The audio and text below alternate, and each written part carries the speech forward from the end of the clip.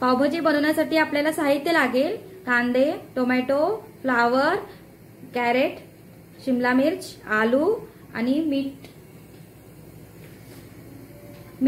मिरची, हळद, बारीक चिरलेली कोथिंबीर, अद्रक लसूणचं पेस्ट, पाव लागतील आपल्याला आणि पावभाजीचा मसाला आणि बटर।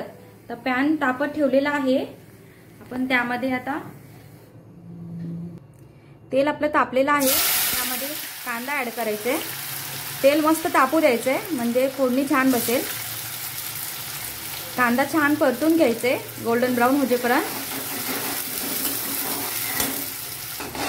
कांदा आपला परतून झालेला आहे, त्यात टोमॅटो ऍड करायचे। टोमॅटो छान पगळून घ्यायचे म्हणजे त्याचा मस्त असं तेल सुटेल टोमॅटो मधून। आणि मग नंतर भाज्या सगळे घालायचे।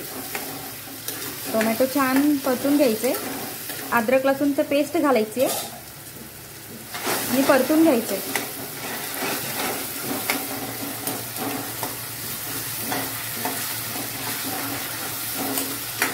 छान असं तेल आलेलं आहे, त्यात आता व्हेजिटेबल्स ऍड करायचे।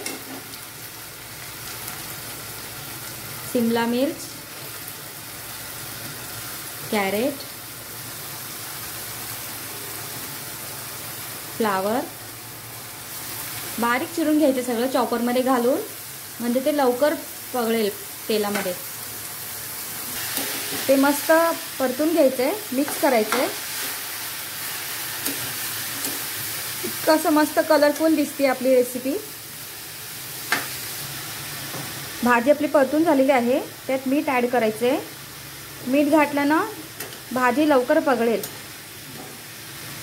आणि तेलही लवकर सुटेल। आता यात हळद ऍड करायची, 1 चमचा हळद घालायचे, 2 चमचे मिरची घालायची,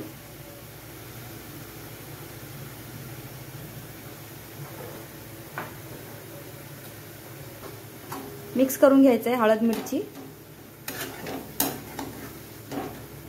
आणि एक 5 ते 7 मिनिट दमून घ्यायचे।